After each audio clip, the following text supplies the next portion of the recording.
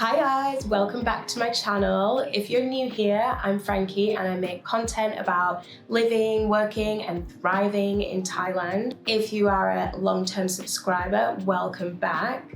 I actually woke up this morning and checked my YouTube analytics like I do because I'm just obsessed at this point. But I saw that I had loads of new views on my last video and some new subscribers. So if you're a new subscriber, thank you and welcome. I hope you're enjoying the videos so far. I'm really enjoying making more content, so please stay tuned. In this video, I'm going to be talking about how I actually came to be in Thailand, and I'm going to be taking it all the way back to the beginning to share my journey a little bit. Judging from the analytics, I think that you enjoy the videos about like showing the community in Thailand and like what's going on in different events and stuff. But I really want this channel to also be sharing my experiences and sharing my journey. So I think this is a good time to make a video about like the origin story, you know, like the origin story of how I actually came to be here and a little bit of a backstory on who I am. So if that sounds interesting to you, then grab a cup of tea, coffee, chai, matcha, something stronger, and let's get into it.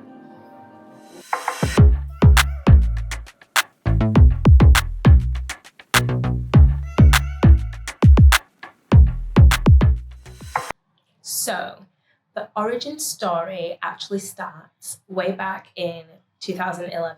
At this time, I had graduated university and I had actually studied psychology with criminology. That's my degree because I was dead set on becoming a forensic psychologist. Yeah. I think there's like another timeline in the multiverse where I'm a forensic psychologist. That is crazy. That is just wild to me. But yeah, that was my dream. That's what I wanted to do. I was obsessed with crime and crime stories. And I still like true crime, like I'm a true crime girly. But this is what I wanted to be. This is what I studied. So at this time, I just graduated university. And during my last year of university, I actually got placed in a prison. Like I didn't do anything wrong. I was volunteering. I was volunteering in a prison. And I actually applied for this thinking that there's no way that I'm going to get it. Like 21-year-old me, they're not going to put 21-year-old Frankie in a prison. Surely not. So I kind of applied thinking that I wasn't going to get it. And I got it. So I was placed in this prison in Leeds because I'm from Yorkshire. So I was in this prison. I was in this prison in Leeds, and I was working as the independent monitoring board member. So basically, I had to go into the prison. I had my own keys and everything, like no lies. I had my own keys. I would go in the prison. I would have to talk to the prisoners and like check that everything's okay with them, collect their complaints if they had any, and process that and visit the different parts of the prison, and it was this whole big thing. And just like actually being in that environment low-key scared the poop out of me, and I realized that I actually didn't want this life. Like it wasn't for me, and it's a shame that I actually did that the last year of my degree, because I was in my mind thinking like, what am I going to do with my life at this point? Because I've gone down a road and this is not what I want anymore. So I finished my degree, I graduated, and I remember going to like, what do you call it? Like a careers fair. Yeah, I went to a careers fair and there were like stands for the West Yorkshire Police, and I was inquiring about like what opportunities are there for someone with my degree and all this kind of stuff. And they kind of shut me down. They were like, no, there's no opportunities.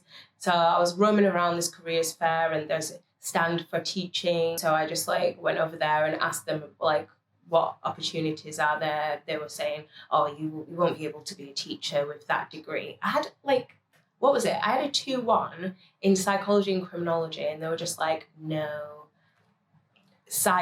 major side eye to them. Look at me now.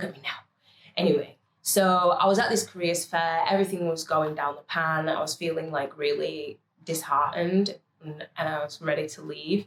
And then I was just about to leave and go out the door, and there was this young girl, it looked kind of like my age, like dressed really nicely in a suit, and she was really confident and she was talking about like her stall or whatever. So I went over to listen, and it was about Teach First. And I was really quite intrigued. I think I was more intrigued by her and her like delivery style. She was really inspiring, really confident and young, and like I kind of like related to her more. So I picked up the leaflet, took it home, and started reading up about like teaching and things like that. And I ended up applying for Teach First, but I had missed the deadline to start the course that year. So I basically had like a year and a bit, or yeah, like a year and a bit to kill. So at this time also, my dad had remarried and I gained a stepsister who was a little bit older than me. And the stepsister lived in Bangkok, okay? So this was just completely alien to me. I never really thought about traveling. My world was quite small at that time. Like even to go to London was a big deal for me. So I feel like I was quite sheltered. I was quite like in my little bubble. So her living in Bangkok was just like a whole different world. I just realised my mic's not on. Hang on.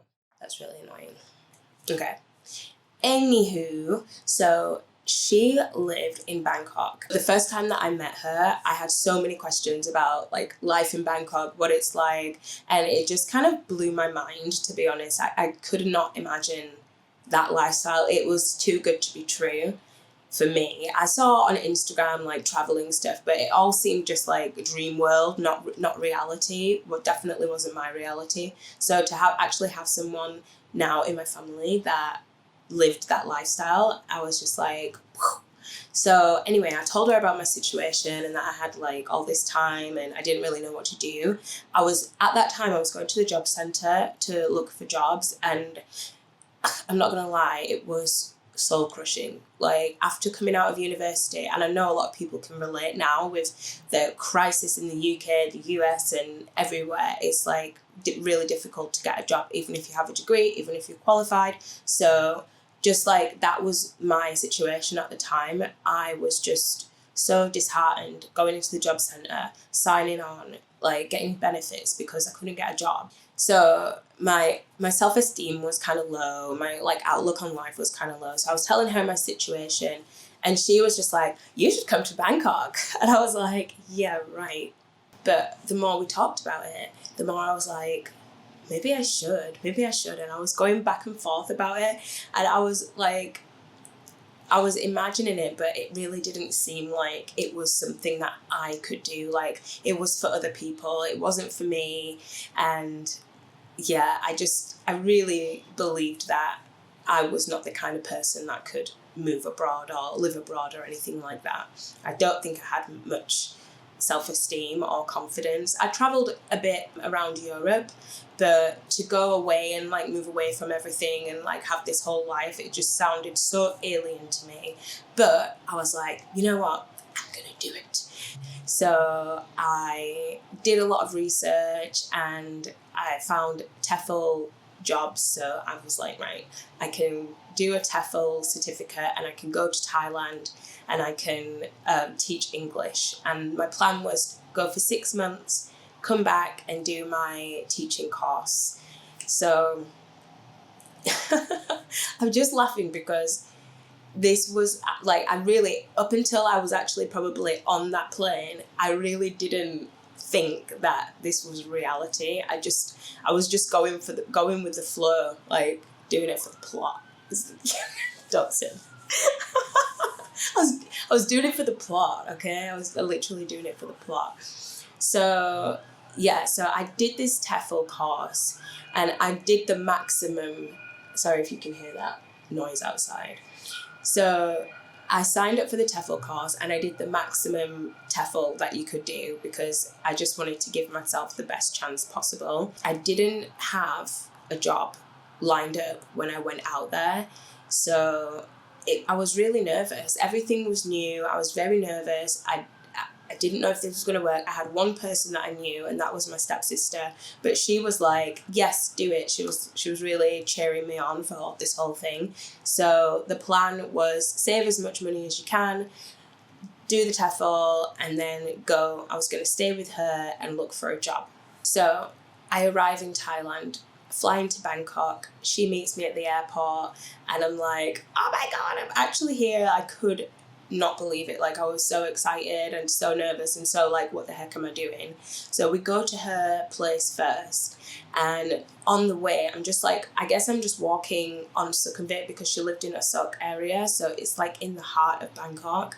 So my first impressions of Bangkok were just like, this is crazy. It was so hot, it was so humid, it was so hustle and bustle. Like, I'm from Yorkshire, like, it's very open, it's very like countryside, and I didn't realise how countryside it was until I moved to a city like Bangkok.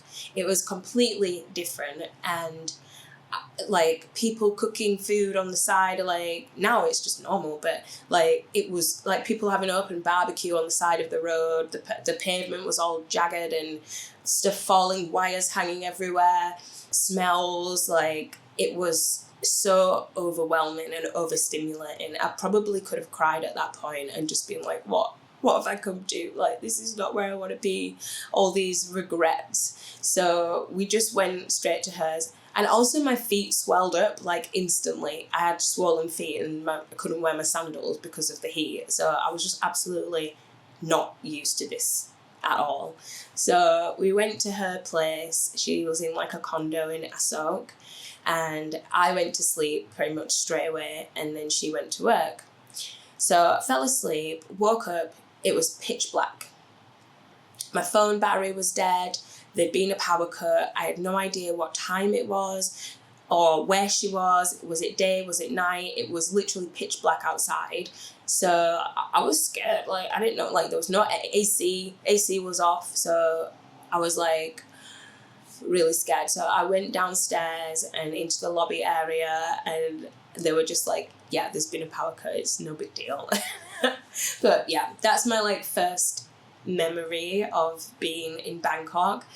And for a while after that, it did take me a long time to get accustomed to the lifestyle, the pace, the busyness of Bangkok in the beginning.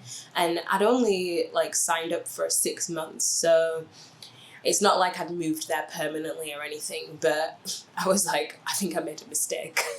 So all this time, I'm looking for jobs, but it's also rainy season, so Bangkok got a really bad flood, and since then, I haven't experienced a flood or flooding as bad as it was that year. Like, a lot of schools were closed, and then I was worrying, am I going to be able to get a job because the schools are closed, no one was getting back to me. So yeah, it was just a lot of worry, a lot of everything. So anyway, I ended up going for an interview, and the job was for an all-boys school in the north of Thailand, in Karat. And really, truthfully, I didn't want the job, but at this point I was kind of desperate, because I'm thinking, if I don't get a job, I'm not going to be able to stay, and I'm going to have to go back. And I already said goodbye to everyone. I had a whole party and everything, and I'm going to look like such a failure. So whatever it is, I'm going to have to make it work. So I go along to this job interview, and I'm sitting in the waiting room, and the guy is like on the phone, and there's some like kerfuffle. Anyway, he said that there's a new position opening, and do I want to go to Chonburi instead? So I'm like, where's that? I don't know where that is. So it ended up being it's like a bit south of Bangkok, close to Pattaya, Bang Sen area. It's coastal. So I was like, yeah, that sounds perfect. Like, it's by the beach, it's a beach town, it's not that far from Bangkok, it's not an all-boys school, it's more like a primary school. So I was like, yes, I want to go there. And he said, okay, but you have to start tomorrow. And I was just like, okay. Everything in my first experiences of Thailand was my internal panic and me just being like, okay, yeah, I can do this. Yeah. So basically I had to go home, pack all my stuff up. I didn't have that much stuff anyway, but like pack all my things up, and then he drove me down to Chonburi to Bang Sen, got me settled in this apartment block thing. I don't really know how to describe it. It was like not a resort, obviously, but like a group of apartments with like a restaurant, and it was nice. It was really nice. And the lady that ran these apartments was so lovely. She was like my first experience of a Thai like auntie or something, and she taught me Thai. She taught me about the culture. She was so warm and so lovely, and I've got so much love for her still. So yeah, I moved there, met some other foreigners that were also at the same school. We had dinner together, and I was starting work the next day. So first of all, I was like, okay, how do I get to work? They said, you have to take a motorbike. I'm like, okay, yeah, motorbike. Yeah. So for the first few days, I rode on the back of one of the other teachers' motorbike. And then he was like, you're going to have to get your own bike. So I'm just like, what? Okay, I'll get my own bike. So I rented a bike from the beach and practiced up and down the road, and then it was off. Like, it's really like throwing yourself into the deep end and hoping for the best. But all the while I was thinking, you can do this. Like, you've worked in a prison, you've traveled across the world, like you can do this, you can do this. That was my whole attitude. Like, you can do this, you got this, girl. So my first day at this school was my first experience of teaching, really. I'd only done the TEFL.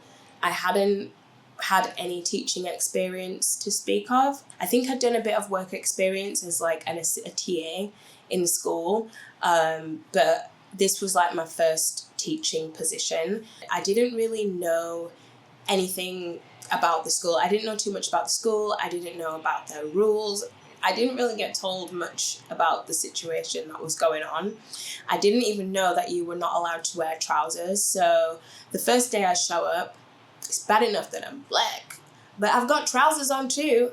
And everybody is staring at me like I'm some kind of alien, for real. Like, I was just putting on a brave face, but I was so scared and nervous, and it was really difficult. It was difficult, not gonna lie, it was hard.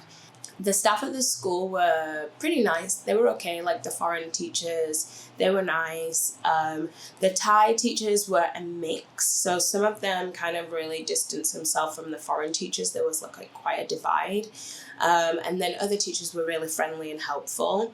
This was a Thai school with an English program attached to it. So it was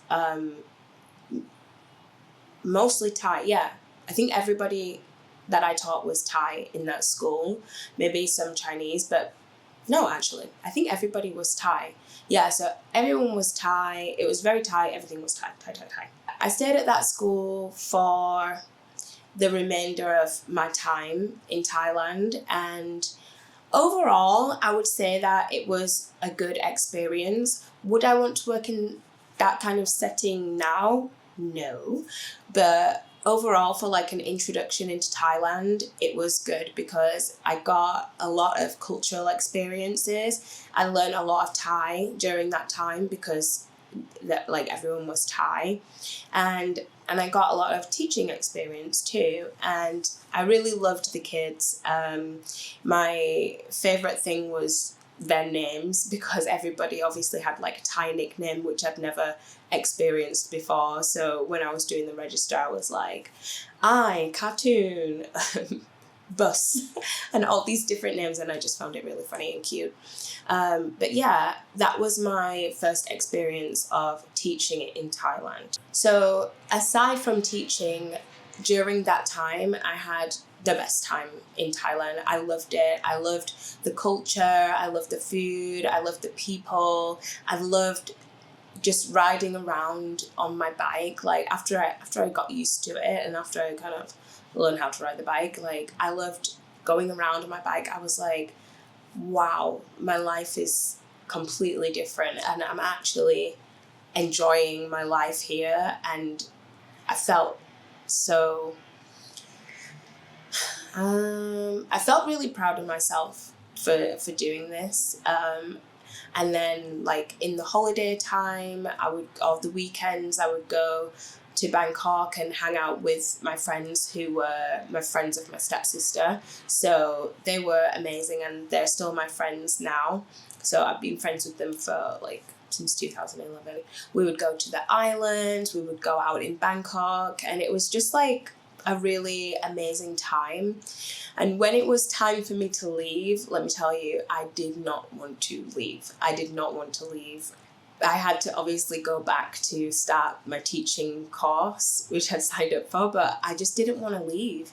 And I remember one night we went out and I met some girls who were international school teachers, and I didn't hear of this before. I hadn't heard of this before. So they were telling me about like their salary, honey, and I was like, oh. Okay, so after I qualify, maybe I could come back and be an international school teacher. So that had already planted the seed in my head, and I was like, yeah, if this whole England thing doesn't work out, I'm gonna be back. And I already had made like the best friends, so I really, really, really wanted to come back.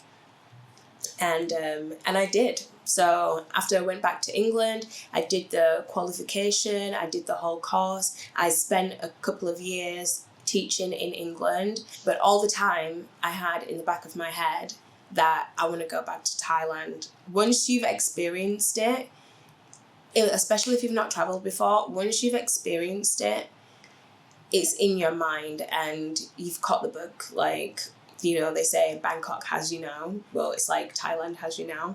Bangkok has me now, but Thailand had me. And I wanted to come back. So as soon as I wasn't happy in England, I was already like looking at flights. And I ended up leaving England, saying goodbye again and coming back. And I've been back in Thailand since 2014. I was working in Rayong. I really liked the beach vibe, the coastal vibe, the slower life pace. But as I got more confident and more comfortable living abroad, I realised that there was just not enough going on in that area at that time. Now it's different. Now there's like a lot more going on in Rayong. But I wanted to be in Bangkok, and I kind of had the hunger for the city life. Yeah, I liked that everything was accessible and there was so much going on and more people to socialise with, like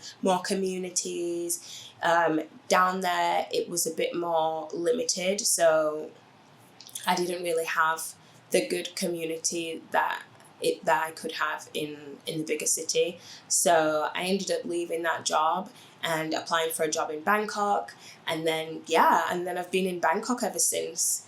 So that is how I came to live in Bangkok. I know it's a bit of a crazy story, but all that to say, if you have the urge to go out and do something crazy, like leave the country and go live abroad, of course it's going to be difficult, and you might have those feelings like, oh, it's not for me, it's for other people, I wouldn't be able to do it. But if I can do it, you can do it, okay? And even now, I mean, like now more than ever, there's so many resources that are available for people that want to leave and move abroad. It's changed so much. It's so much more accessible, so much more communities that want to help people move abroad. Like everyone is creating ebooks and content and YouTube channels about living abroad. They're just making it so easy to do. So of course, it doesn't have to be Thailand, but if you want to move abroad, then just do it. Like, find a way to do it. It's not impossible, and the limits that you have in your mind, they're not real. And if you really want to do something, you can find a way to do it. But also, it's not for everyone. Like, it is not easy. And I think that is one thing about all the resources online and the YouTubes, the TikToks. It does glorify it a lot, but you do have to be prepared and you do have to be realistic and just do your research. But don't let that stop you. Like, don't let fear get in the way of you wanting to explore the world and live a different life and break out of the rat race or break out of what has been prescribed for you or anything like that, because there's more to the world than your home country or your home city. There's so much to explore. So I hope if you take anything from this video, it's that it's possible to change your life and break out and do your own thing. I hope you've enjoyed my origin story, and if you have any questions about anything that I've talked about in this video, like my experience of moving, or if you're going through that and you want some resources or point in the right direction, I've lived here for a long time and have a lot of connections and resources, so please leave me a comment below and I'll be happy to point you in the right direction if I can. Thank you so much for sticking around and listening to this story. I'm really happy to be able to share my experiences with you guys. So if you like my content, if you like my videos, please do subscribe, please like. I love to get comments and I love to chat in the comment section. Yeah, and if you have any feedback also about the types of videos, I'm still trying to work out what works best. I want to give you insights into Bangkok, but also experiences of Bangkok too. So if there's any specific topic that you want me to talk about, please do let me know also. Thanks guys, and see you on the next video. Bye!